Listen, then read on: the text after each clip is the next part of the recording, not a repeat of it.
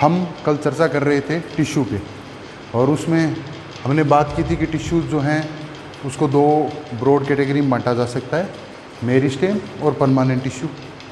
Permanent tissue को हमने आगे बांटा था सिंपल, कंपाउंड और ग्लैंडुलर में।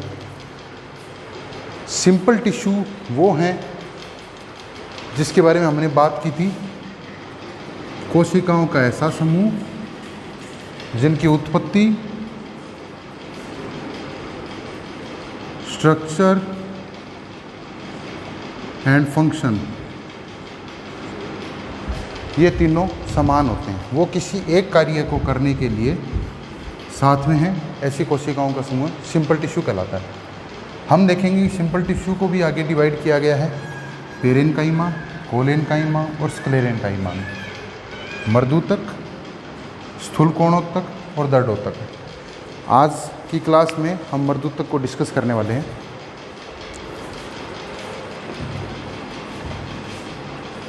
पेरेन्काइमा,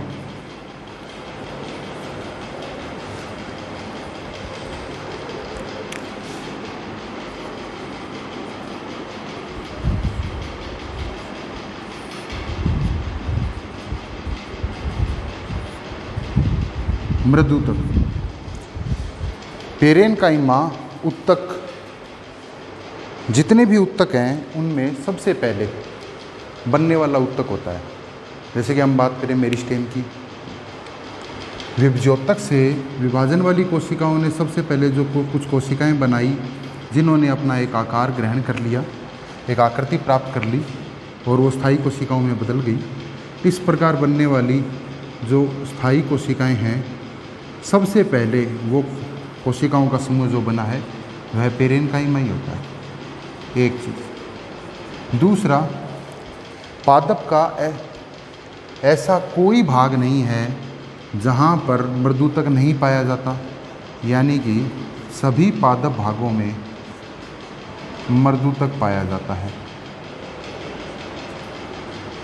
तीसरी बात, सभी पादप वर्गों में पाया जाता है। हम बात करें एल्गी से लेके एंजियोस्पर्म तक, सभी में मर्दूतक पाया जाता है। इसी कारण यह वो उत्तक है जो यूनिवर्सल है, यानी कि सभी पादपों में पाया जाता है, इसीलिए इसको यूनिवर्सल कहा जाता है। हम बात कर रहे हैं कि मर्दूतक की कोशिकाएं किस प्रकार की होगी। हमने जो मेरिस्टेम की सेल्स की बात की थी उसमें हमने क्या बताया कि वो लगभग गोलाकार सी होती हैं और उसमें केवल प्राइमरी सेल वॉल पाई जाती है, जबकि मर्दूतक की जो कोशिकाएं हैं वो अलग अलग प्रकार का आकार ले सकती हैं। सबसे महत्वपूर्ण कि उसमें बहुत अधिक स्पर्श रेखीय तल पाए जाते हैं।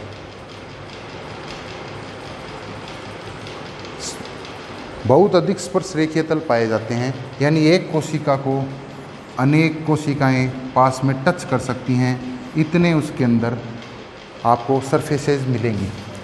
और कितनी सरफेस तक मिल सकती हैं? टेट्राकाइडेकाहेड्रॉन। इसका मतलब क्या हुआ? चतुर्दश फलक, लगभग 14 फलक वाली ये कोशिकाएं होती हैं। तो इसकी संरचना की हमने बात कर ली। दूसरा कार्य क्या है? मर्दूतक का महत्वपूर्ण कार्य, प्रमुख कार्य फूड स्टोरेज है, यानी कि भोजन संग्रह। पेरेन्काइमा की कोशिकाएं भोजन संग्रह का महत्वपूर्ण कार्य करती हैं। ऐसा कौन सा कोशिका अंगक है जो भोजन संग्रह करेगा? भाई कोशिकाओं में भी तो कोशिकांगक होते हैं, कौन सा कोशिकांगक है जो भोजन संग्रह करने में उपयोगी होगा? आपने कोशिकांगों के बारे में पढ़ा होगा, लवकों के बारे में भी पढ़ा होगा। प्लास्टिड यानी कि लवक। अब आपके लिए क्वेश्चन है कि किसी कोशिका के अंदर, पादप कोशिका के अंदर भोजन संग्रहित जो हो रहा है वो कहाँ पर होगा? क्या किसी कोशिकांगक में होगा? दूसरा क्वेश्चन, यदि वो लवक में हो रहा है तो कौन से लवक में होता है और उस लवक का नाम क्या है? ये आप मेरे को कमेंट करें। हम बात कर रहे हैं कि पेरेनकाइमा कोशिकाओं के अंदर जो अंतरकोशिकीय स्थान है उनके क्या स्थिति होंगी। अंतरकोशिकीय स्थान यानी एक कोशिका और दूसरी कोशिका के बीच में कितना स्पेस है। यदि उनके बीच में बहुत अधिक स्पेस होगा तो हम कहते हैं स्पष्ट अंतरकोशिकीय स्थान पाए जाते हैं, और यदि स्पेस नहीं है तो जैसे कि विभज्योतक की कोशिकाओं में हमें नहीं मिले थे, हम कहते हैं अंतरकोशिकीय स्थान अनुपस्थित होते हैं। तो पेरेनकाइमा में सामान्यतः अनुपस्थित भी मिलते हैं, उपस्थित भी मिलते हैं, दोनों स्थितियां मिलती हैं। जैसे कि हम पेलिसेट टिश्यू की बात करें, वो भी एक पेरेनकाइमा का मॉडिफिकेशन है, उसमें हमें इंटरसेलुलर स्पेस नहीं पाए जाएंगे, नहीं मिलते हैं। लेकिन स्पॉन्जी टिश्यू की बात करें, वो भी पेरेनकाइमा का मॉडिफिकेशन है, उसमें हमें स्पष्ट इंटरसेलुलर स्पेस दिखाई देते हैं। वो इंटरसेलुलर स्पेस हैं यानी कि एक कोशिका और दूसरी कोशिका के बीच में किसी स्पेस का पाया जाना। ये स्पेस कैसे बन सकता है? स्पेस बनने का दो तरीके हो सकते हैं, एक होता है लाइसोजीनस और एक होता है साइजोजीनस। लाइसोजीनस मतलब कि लहजात, साइजोजीनस मतलब कि वियुक्ति जात। यदि कोई स्थान लहजात में क्या होगा कि मान लो ये 3 कोशिकाएं हैं, ये कोशिका नष्ट हो गई और उसके कारण यहाँ पर एक स्पेस बन गया, तो ऐसा स्पेस उत्पत्ति में कैसा कहलाएगा? लाइसोजीनस या लहजात कहलाता है। दूसरा तरीका क्या हो सकता है कि वही 3 कोशिकाएं हैं और उन कोशिकाओं के में कोशिकाएं एक दूसरे से पृथक होने लग गई, दूर खिसक गई, और उसके कारण हम देख रहे हैं कि एक स्पेस बन गया। ये स्पेस उत्पत्ति में कैसा होगा? साइजोजीनस। ये टर्मिनोलॉजी कौन सी यूज़ में लेंगे? साइजोजीनस। तो यहाँ प्रश्न ये उठता है कि पेरेनकाइमा में यदि इंटरसेलुलर स्पेस पाए जाएंगे तो किस प्रकार के होंगे? लाइसोजीनस प्रकार के होंगे या साइजोजीनस प्रकार के होंगे? वो कैसे होते हैं? वो साइजोजीनस प्रकार के होते हैं, यानी कि कोशिकाओं के एक दूसरे से दूर खिसकने के कारण इनका निर्माण हुआ है।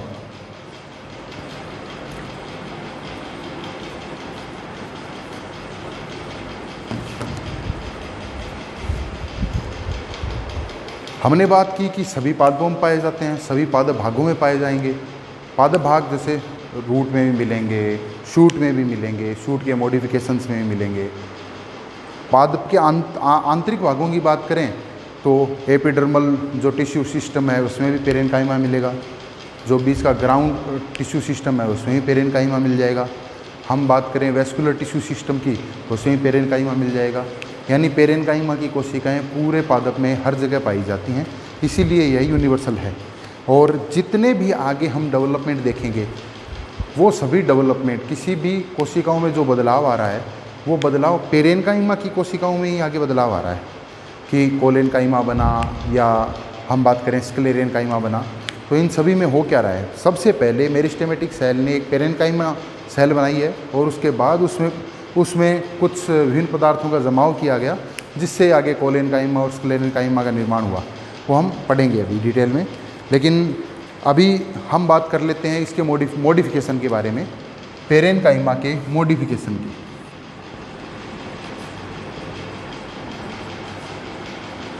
मॉडिफिकेशन यानी इसके रूपांतरण क्या क्या है? पहला रूपांतरण है प्रोजेनकाइमा। ये पेरेनकाइमा का एक मॉडिफिकेशन है कि यदि पेरेनकाइमा की कोशिकाएं अपने किनारों पर इस प्रकार लंबी हो जाएं, शंकु इस प्रकार तर्करूपी दिखाई देने लगें, तो ऐसी कोशिकाएं क्या कहलाती हैं? ऐसा उत्तक को नया नाम दे दिया हमने, प्रोजेनकाइमा। अब ये कोशिकाएं कहाँ मिलती हैं? ये मिलती हैं पेरीसाइकिल में, रूट की पेरीसाइकिल। हम एंजियोस्पर्म में आगे हम पढ़ेंगे रूट्स के बारे में, मोनोकोट रूट, डाइकोट रूट, इन सभी को हम देखेंगे कि उनकी पेरीसाइकिल इस प्रकार की सेल्स की बनी होगी। तो वो है पेरेनकाइमा ही, लेकिन उस मॉडिफिकेशन का क्या नाम है? प्रोजेनकाइमा। हम बात करते हैं क्लोरेनकाइमा की। ऐसा पेरेनकाइमा जिसके अंदर हरित लवक का विकास हो चुका है। यदि पेरेनकाइमा की कोशिकाएं हमें कैसी दिखाई देंगी? हरित लवक का विकास हो गया। हरित लवक मतलब पर्णहरित युक्त कोशिकांगक। ऐसे कोशिकांगक के निर्माण के पश्चात वो कोशिकाएं कैसी दिखाई देने लगेंगी? हमें हरे रंग की दिखाई देंगी। और हम जानते हैं कि जिन भी कोशिकाओं में क्लोरोप्लास्ट उपस्थित है, हरित लवक उपस्थित है, वो क्या कर सकते हैं? प्रकाश संश्लेषण कर सकते हैं। तो पेरेनकाइमा का ऐसा मॉडिफिकेशन जो प्रकाश संश्लेषण कर सकता है वो क्या कहलाएगा? क्लोरेनकाइमा हरित मर्दूतक कहलाएगा। यह हरित मर्दूतक को भी दो भागों में बांटा जा सकता है। यदि हरित मर्दूतक की कोशिकाएं एक दूसरे से बिल्कुल पास पास सटी हुई हों, सामान्यतः लीफ के ऊपरी सतह की ओर इस प्रकार की कोशिकाएं पाई जाती हैं जिनमें इंटरसेल्यूलर स्पेस नहीं पाया जाता। ऐसा क्लोरेनकाइमा पेलिसेड टिश्यू कहलाता है।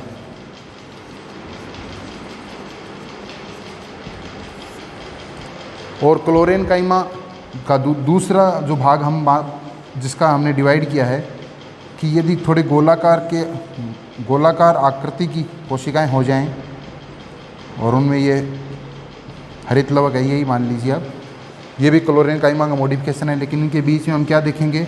इनके बीच में स्पेस है, कोशिकाओं के बीच में साइटोजिनस कैविटी है। तो ये मॉडिफिकेशन क्या कहलाता है? Spongy tissue. क्या कहलाएगा? स्पॉन्जी।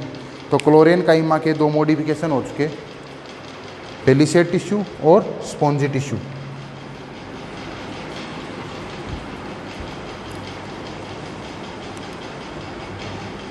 तीसरा जो मॉडिफिकेशन है वो क्या है?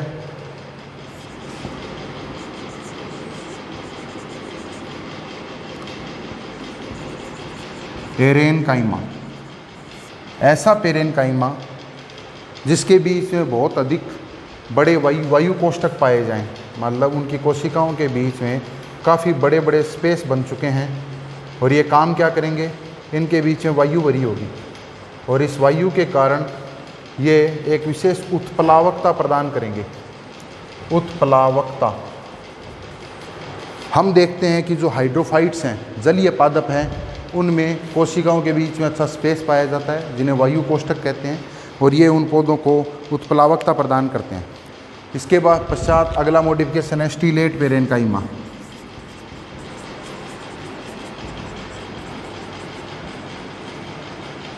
Stellate parenchyma. यह स्टीलेट पेरेनकाइमा किस में मिलता है? यह केले के पर्ण आधारों में मिलता है। यहाँ पर हम देखेंगे स्टीलेट मतलब तारे की आकृति का होता है ये, इसीलिए इसे स्टीलेट कहा गया। हम देखेंगे इसकी कोशिकाएं कैसी होती हैं?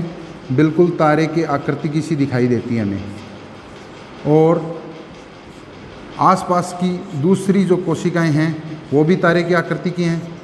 और इस प्रकार की आकृति के कारण जब ये एक दूसरे के संपर्क में आती है तो बीच में कुछ स्पेस भी बनता है, लेकिन ये इस प्रकार का जो ऊतक है यह एक अतिरिक्त मजबूती प्रदान करता है। अतिरिक्त मजबूती प्रदान करता है। इसी के कारण केले में जो हमें दिखाई देता है तने जैसी संरचना, वो वास्तव में क्या है? वो पर्ण आधार हैं। पत्ती का आधार भाग, उसमें क्या आ गया? Stellate parenchyma.